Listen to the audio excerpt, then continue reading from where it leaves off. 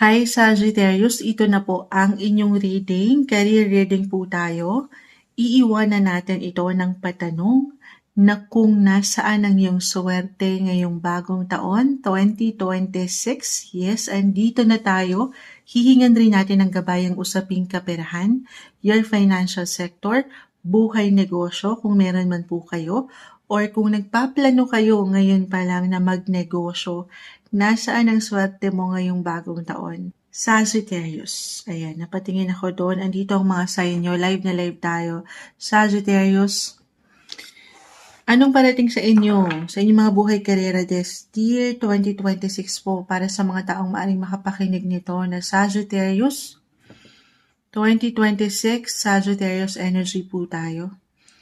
Guidance advice para sa mga taong ito. Sa kanilang trabaho ngayong bagong taon, karera, negosyo, ano nga asahan nila? Ano nga asahan mo, Sagittarius? Anong parating sa inyong ngayong bagong taon? Guidance po para sa kanila. Message. Nasaan ang iyong swerte ngayong taon, Sagittarius? Tumatalon. Add pa tayo. Sagittarius, guidance po para sa mga taong ito. Sandali. Ang dami nito. Guys, kunin ko pa yung pinakamaaring bumagsak. Okay. Isa-isahin natin. Two of Pentacles. Eight of Cups. Three of Swords. Okay. Alam ko, usapin career to. Guys, 3 and 3. 3 of Cups. Usapin career, alam ko may papuso kayong nakikita. Pero dito pa lang I feel for some of you, kung meron kayong hindi naharap or nabigyan diin, hindi nyo na priority, halimbawa, kasi career yung topic natin. Isang project or connected ito sa work, it could be pagdating din sa employer nyo, past, connected sa past guys. Sa mga hindi nyo na bigyang prioridad or na focus nitong mga nakalipas na buwan or taon, maaring may mag-reappear dyan, may umangat, or maybe this is a sign na why not bigyan nyo ito ng something attention ngayon. Ito guys, pwedeng kusa yung maramdaman or kusang ihain sa inyo ng universe yung mga plano na naging drawing. Parang hindi napuntahan or hindi nabigyan ng focus. Yung mga napornada na proyekto or hindi nyo napagbigyan na negosyo, this time, why not? Ganun yung energy na nakukuha ko dito, Sagittarius. Follow your heart. Oo, paangatin nyo na yung mga creative side nyo. Maybe this is a sign for some of you. Try one more time. The Eight of Pentacles na kanina pa yan bumabagsak. Try and try lang. Sa ano pang gusto nyo pang makita, ma-achieve ngayong taon. Or yung pinaka-advising po niyan, be open. Still, remain open sa mga possibilities, especially pagdating sa iyong social network. Kahit sa simpleng pagpapayo, opinion mula sa ibang tao na inyong nakakasalamuha, meron silang maiambag na bagong kaalaman or realizations or merong liwanag dyan, maging bukas doon. Yes po. Para why I'm getting a message na may heal nyo yung ilang inner child nyo. Inner child? Why not? Kung sino ka growing up, kung ano yung mga gusto mo sa paglaki mo, yung mga pangarap mo na hindi mo na-achieve. Pero this time, parang go na. Gawin mo na kung ano yung mga gusto mo pang gawin. It's not too late. Never too late, Sagittarius. Meron tayong nakikitang growth or pag-angat din ng karunungan nyo, higit na pagiging matalino nyo, yung wisdom in you, may ilang learnings, lessons, and life akong nakita. May healing, alam ko, may hugot, dyan pa lang, or may mga bago, kahit pakaakibat ng mga bagong ito, ay kung sino rin kayo sa nakalipas. Maaaring magamit nyo yung mga napagdaanan nyo, halimbawa, na hindi kagaanan sa trabaho, nitong sa past, okay, or sa negosyo na hindi naging okay, meron bang parang in a way dito nasaktan, naloko, or na-scam, ayan, dyan yan pumapasok eh. At marahil kailangan kong mabanggit yun, wag sana daw maging dahilan yun, okay, para hindi na kayo sumubok pa. Para mapanghinaan na kayo ng loob na ay wag na kasi baka wala na. Still be open daw sa mga posibilidad na merong pag-asa daw sa Sagittarius. Very positive, optimistic kayong sign. Pero minsan sa buhay, minsan ginugulat na lang din kayo ng mundo, minsan nakakapagod na maging positibo. Bilang tao lang din tayo, parang nabibigo kayo ng mga sitwasyon or taong ito sa paligid. Pero this time, huwag kayong panghinaan ng kalooban. Yes, do some healing kung kailangan. Magpagaling, maging handa, physically, mentally, emotionally, financially, para, alam mo yun, syempre naman, iba pa rin na handa kayo, balance kayo, practical yung approach, the Two of Pentacles. Bago kayo bumuo ulit ng bagong simulain, yes, try lang. Umangat kasi din po yung pagiging independent nyo. At the same time, pagiging open pa rin sa mga possibility na pwedeng merong makatulong sa inyo. Alam nyo, may hugot, no? Doon pa lang sandali. Seven of Pentacles, pinabubuo na talaga kayo ng ilang plano dito. Sa mga gusto nyo pang ma-invest or i-invest ngayong taon. Long-term plans, guys. This is something hindi kailangan madaliin. Lalo pa nga po kung may ilang aral na kayong nabuo. Yung mga experiences nyo na hindi madali from the past. Halimbawa, sa pagbe-business, hindi naging matagumpay ang negosyo nitong mga nakalipas na taon or buwan. At gamitin niyo raw po, paangatin niyo raw po yung mga aral na nabaon niyo dyan. Meron yan. Para dito sa mga future or 2026 plans nyo pagdating sa pagbe-business or pagdating sa career. Yes po. Actually, sabi ko nga yung wisdom ayan, umaangat yung talino nyo ngayon. Mas matalino na kayo ngayon. New version, better 2.0 na ng mga Sagittarius ang aangat ngayong bagong taon. Kung paano nyo i-handle ang inyong kaperahan, the Two of Pentacles, balance na, practical na aking na-mention. The Lovers. This one is in reverse. Hindi kailangan, alam nyo, usapin career tayo, pero umaangat ang may papuso. May papuso dito. Why not? If ever kayo mga nasa isang relasyon, especially couples, married, kanina ko pa ito na ma-mention din, may pagtutulungan Maging bukas kayo dun. Magplano kayong magkapareha. Why not? Hindi lang kayo personal na kapareha, pero partner in business. May ganun ba? For some of you, tayo po ay general reading. Just only take what resonates. Oo. Bumuo na kayo. May magandang pundasyon dito, guys. Kung ngayon palang didiligan nyo na ang ilang plano na ito. Ayan, kasi naka-reverse Isang indikasyon na pagpaplanuhan. Yung bawat gusto nyong simulan. Pag-usapan. Have a heart-to-heart conversations. Yes. Kasi nakikita ko rin yung communication. Baka may mga malilikhain kayong ideya na umangat na pwede nyong magamit para magnegosyo or ano man gusto nyong buuin together. Couples in a relationship. Especially kasi ngayon, the world, Ace of Cups. Paisa-isa yung bunot ni Moonchild. Sige, ito na, kayo na to, the world. As a travel sign, Sagittarius, you can travel the world then. And I see new connections, new friendship, new network, social network, paglawak, pag-expand ng inyong mga, why not? Kliyente, ilang tao sa paligid, maganda yung possibilities pang worldwide. Eto, na-overwhelm na si Moonshot. Ang daming naisip parating yung cards. Ang lawak. I-mention natin si sino to? Ayun, yung na-mention ko tungkol sa partnership, relationship. Nag-highlight pa rin kasi ngayon yung planet ruler nyo, guys. Kailangan natin itong ma-mention. Your planet's ruler, Sagittarius, which is the planet of luck, abundance, wealth, happiness, travel, the world. Still currently, ngayon pa lang, ay nasa inyong mga 8th house of shared finances. Marahil kailangan ko ma-mention yun. May magandang flow sa money, guys. Lalo pa kung andito na kayo.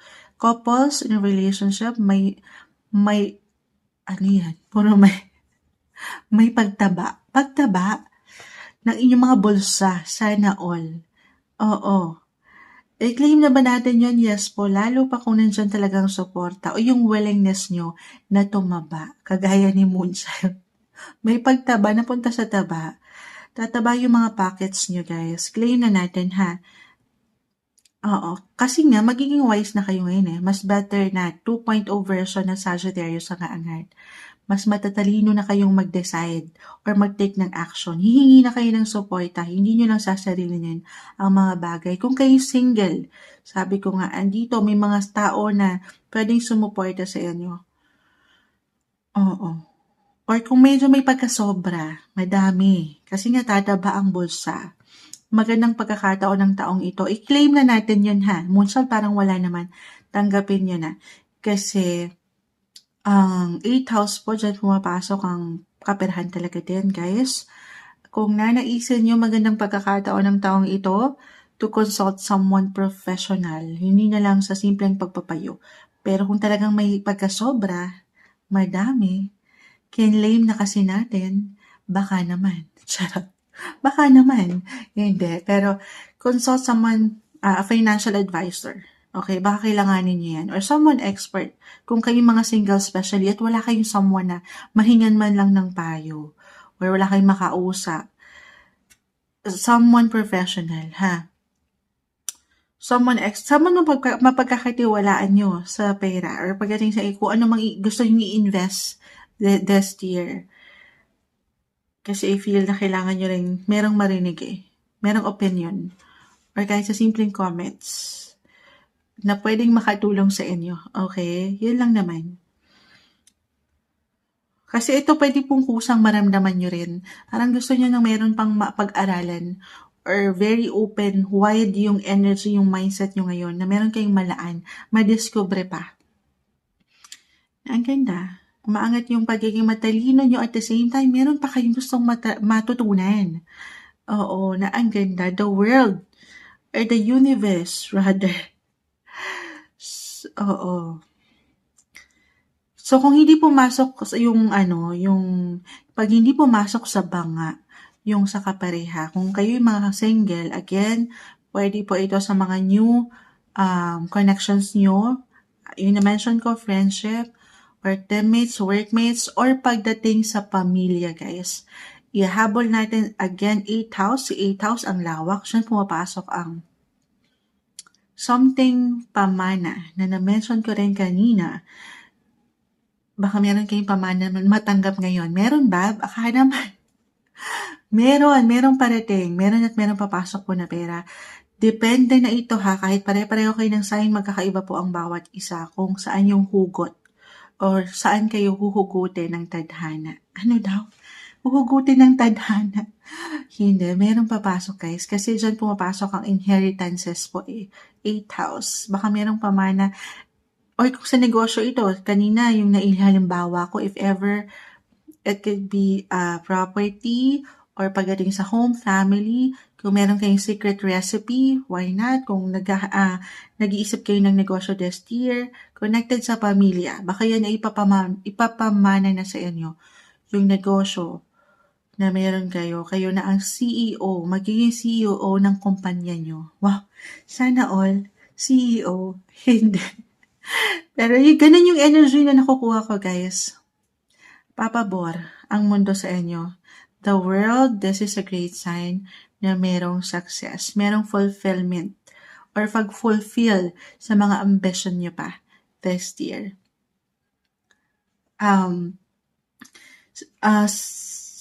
Eto na, Jupiter. Balik tayo kay Jupiter. Alam nyo, ang daming pwedeng iwan ng baraha para sa inyo, Sagittarius. Jupiter will enter your natural placement or house second half of 2026. Ninth house of travel, the world. Magandang pagkakataon ito to learn something new. Yun na yun. Yun na mention ko. Alam ko, isa lang yung parang messages talaga ng baraha.